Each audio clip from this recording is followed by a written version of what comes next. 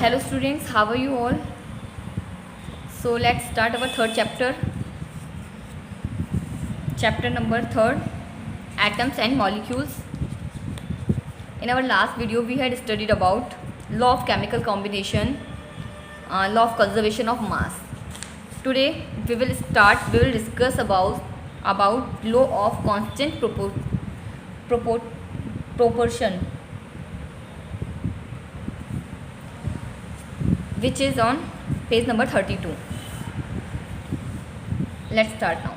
Lavoisier, along with the scientists, noted that many compounds were composed of two or more elements, and each such compound had the same element in the same proportion. तो Lavoisier थे, उन्होंने बताया था, उनके साथ में एक और बहुत और साइंटिस्ट थे, उन्होंने सबने मिलकर बताया था जो कंपाउंड होते हैं वो केवल और केवल एक ही एलिमेंट से ना मिलकर दो या दो से भी ज़्यादा एलिमेंट, है ना, जिन्हें हम कंपाउंड भी कह देते हैं, उनसे मिलकर बने हुए होते हैं, जो कि सेम एलिमेंट का उसमें प्रोपोर्शन क्या होता है, सेम होता है, यानी कि सेम प्रोपोर्शन में होते हैं वो एलिमेंट्स। तो उनसे क्या बनता है, कंपाउंड बनता है। ये किसने बताया था, लेवोशियर ने बताया था, और उनके साथ में और भी कुछ साइंटिस्ट थे, उन्होंने बताया था ऐसा।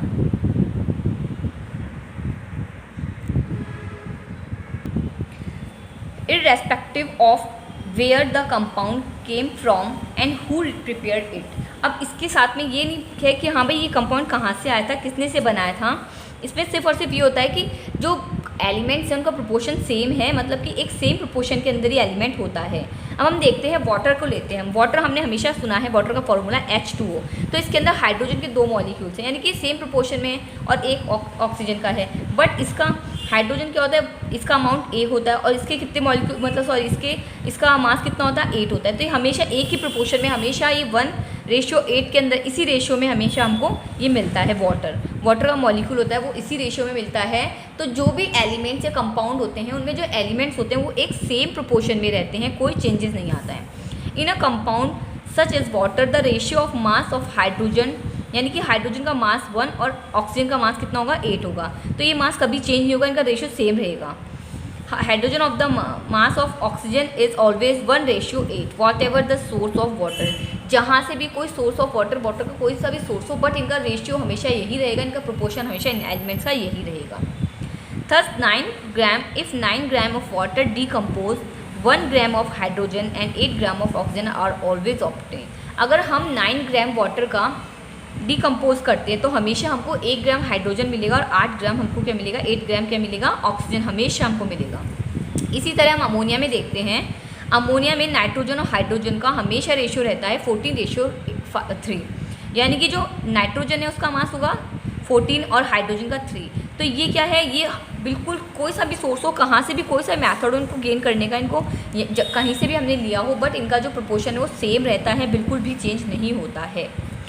This led of law of constant proportion, which is also known as the law of definite proportions। और इसी को ही constant law of constant proportion कहते हैं, जिसे हम definite proportion भी कह देते हैं।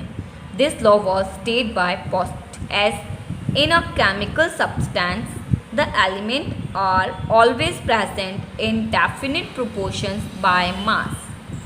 और इस लॉ को प्रोस्ट ने इस तरह से बताया था कि केमिकल सब्सटेंस होते हैं किसी भी एलिमेंट के अंदर प्रेजेंट हो, कोई भी केमिकल सब्सटेंस उसमें जो एलिमेंट प्रेजेंट होते हैं उनके अंदर ये डेफिनेट प्रोपोर्शन के अंदर, मास के अंदर ही मिलते हैं, यानी कि मास होता है उनका वो डेफिनेट प्रोपोर्शन में होता है किसी भी एलिमेंट में, किसी भी केमिकल सब्सटेंस के अंदर। The next problem face by scientist was to give appropriate explanation of this law. अब जो नेक्स्ट प्रॉब्लम आई थी साइंटिस्ट के साथ वो था कि इनका जो एप्रोप्रिएट मतलब कि बिल्कुल परफेक्टली एक्सप्लेनेशन नहीं दिया था। तो ब्रिटिश केमिस्ट जॉन डॉल्टन थे, उन्होंने बताया था जो बेसिक थ्योरी थी about the nature of matter, उन्होंने प्रोवाइड करी थी डॉल्टन ने नेचर की बेसिक थ्योरी को। Dalton picked up the idea of divisibility of matter which was till than just a philosophy. उन्होंने बताया था जो मैटर होता है वो डिविजिबल होता है, यानी कि हम देख पाते हैं इजीली। तो उन्होंने इसको सिर्फ एक फिलॉसफी के दिया था, उन्होंने इनके बारे में बताया था, केवल और केवल उसको फिलॉसफी के रूप में मतलब सोचा था उसके बारे में। He took the name atoms as given by the Greek and said the smallest particle of matter are atom. और जैसा कि ग्रीक्स वगैरह ने कहा था कि इस स्मॉलेस्ट पार्टिकल को हम लोग एटम कहते हैं, इस पार्टिकल को उन्होंने एटम बताया। और जो भी मैटर से जो भी चीज़ें, मतलब जो भी मैटर है उन सब में कुछ ना कहीं मैटर के अंदर हमेशा क्या होते हैं, स्मॉल पार्टिकल्स एटम होते ही हैं। यानी मैटर किससे बना होता है, इन स्मॉल पार्टिकल्स से बना होता है। His theory was based on law of chemical combination. और उनकी ये थ्योरी किस पे बेस्ड थी, लॉ ऑफ केमिकल कॉम्बिनेशन, यानी कि केमिकल कॉम्बिनेशन की लॉ पर ही बेस्ड थी। Dalton atomic theory provide an explanation of law for the law of conservation of mass and the definite proportion। और उनकी डाल्टन की जो एटमिक थ्योरी थी वो एक्सप्लेन करती थी law of conservation of mass के कंजर्वेशन को और लॉ ऑफ डेफिनेट प्रोपोर्शन को, दोनों को ये एक्सप्लेन करती थी इनकी atomic theory. John Dalton was born in poor weaver family in 1766 in England. बहुत ही ज़्यादा पुअर फैमिली से बिलोंग करते थे जॉन डाल्टन, इंग्लैंड में थे। He began his career as teacher at the age of 12। उन्होंने अपने करियर की स्टार्टिंग की थी एक टीचर से, बतौर टीचर पे, और वो जब 12 ईयर्स के थे उनकी एज। 7 year later he become a school principal. और 7 साल बाद ही वो एक स्कूल में प्रिंसिपल बन गए। In 1793 Dalton left for Manchester to teach mathematics, physics and chemistry in a college.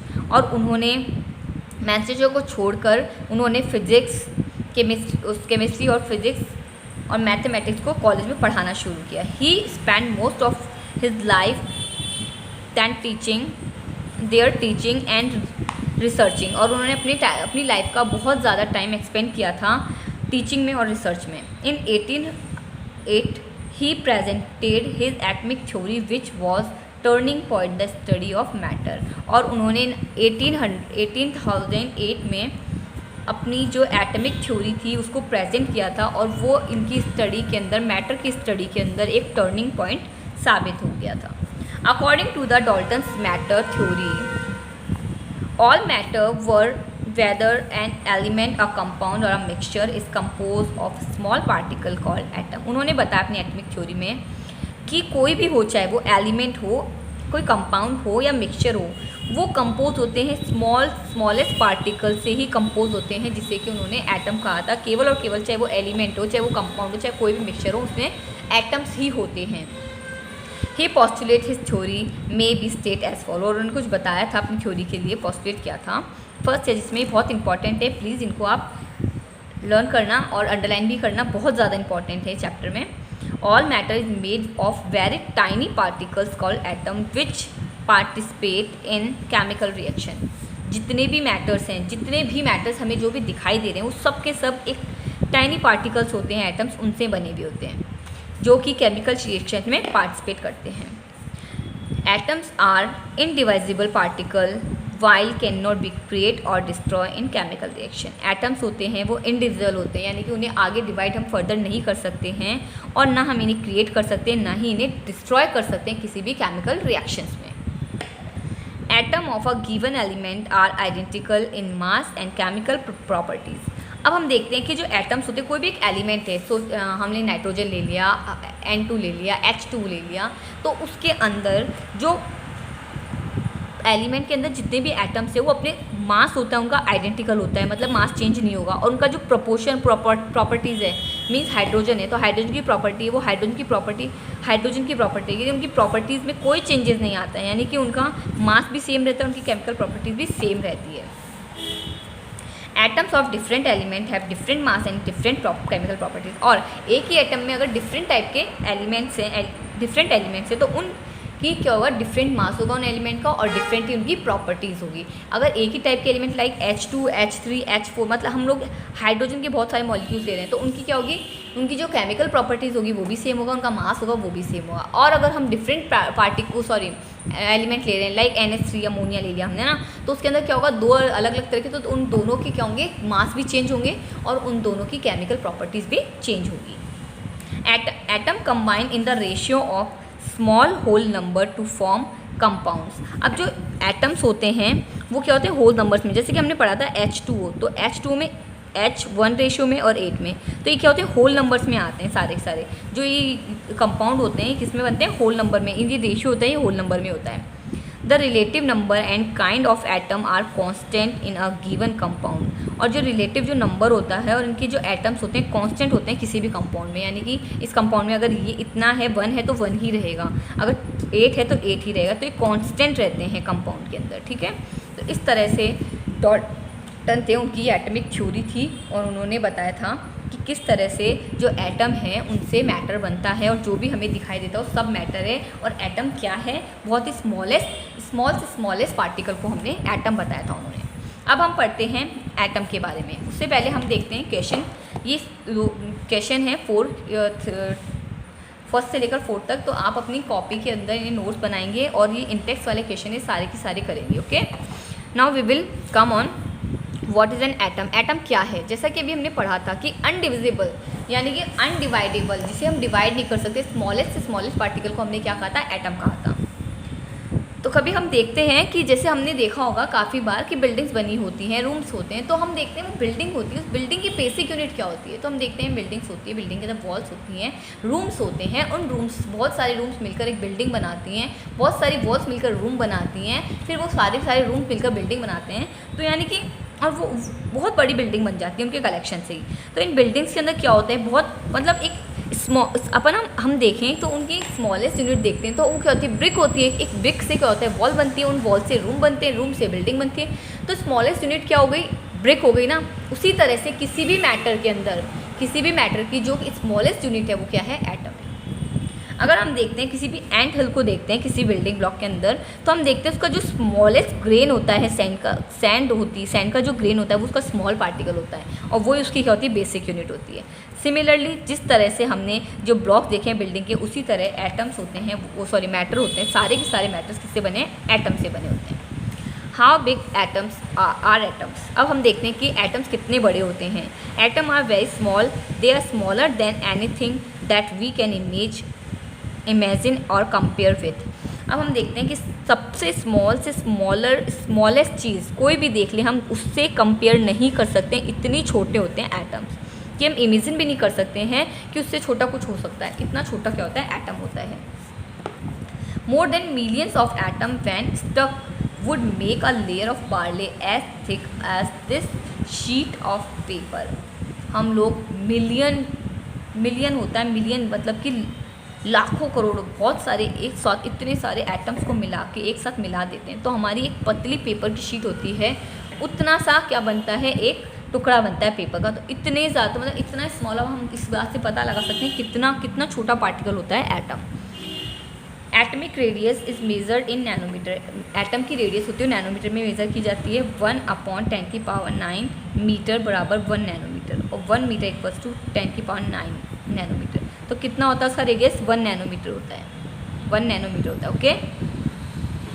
और ये रिलेटिव है, इनकी रेडियस बता रखी। एग्जांपल, हाइड्रोजन के अंदर हाइड्रोजन की रेडियस कितनी होती है एटम की, 10⁻10। मॉलिक्यूल ऑफ वाटर के अंदर 10⁻9। मॉलिक्यूल ऑफ हीमोग्लोबिन के अंदर 10⁸ होती है। ग्रेन ऑफ सैंड के अंदर रेडियस होती है एटम की 10⁴, और आंट के अंदर होती है 10⁻3, और एप्पल में होती है 10⁻1। We might think that if atoms are so insignificant in size, why should we care about them. अब हम सोचते हैं कि अगर एटम्स इतने ज़्यादा स्मॉल साइज में होते हैं जिनका कि कोई एक्जिस्टेंस ही नहीं मान सकते, तो फिर ये हमारे इनकी इतनी ज़रूरत, मतलब इनका इतना ज़्यादा रोल क्या है। This is because our entire world is made up of atom. क्योंकि जो हमारा पूरा वर्ल्ड है वो सारा की सारा एटम से बना हुआ है। We may not able to see them but they are there and constantly affecting wherever we do। हम जहाँ तक हम उन्हें देख नहीं पा रहे हैं फिर भी वो हमें अफेक्ट कर रहे हैं, कॉन्स्टेंटली हमें अफेक्ट कर रहे हैं, जो भी हम कुछ काम करते हैं उसमें। Through modern technique we can now proceed magnified images of surface of element showing atoms. अब हम हमारी जो भी मॉडर्न टेक्निक्स आ गई हैं उसके थ्रू हम क्या कर सकते हैं, देख सकते हैं किसी भी एटम को कि हाँ भाई एटम किस तरह से सरफेस के ऊपर, किसी भी एलिमेंट की सरफेस को हम देखते हैं तो उसमें हमको एटम दिखाई देते हैं, जो कि हम फिगर 3.2 में देख रहे हैं। तो आज के लिए हम यहीं पर स्टॉप करते हैं। आज हमने पढ़ा था atomic theory, law of constant proportion, और डॉल्टन्स की एटमिक थ्योरी, उन्होंने क्या क्या चीज़ें बताई थी उसके अंदर, और एटम क्या है, कितना छोटा होता है, इसकी क्या रेडियस होती है। आज के लिए हम इतना ही करते हैं। नेक्स्ट वीडियो में हम आगे पढ़ेंगे। तो आई होप आप सबको समझ आया होगा। Thank you so much. If you have any queries please ask me. Thank you so much.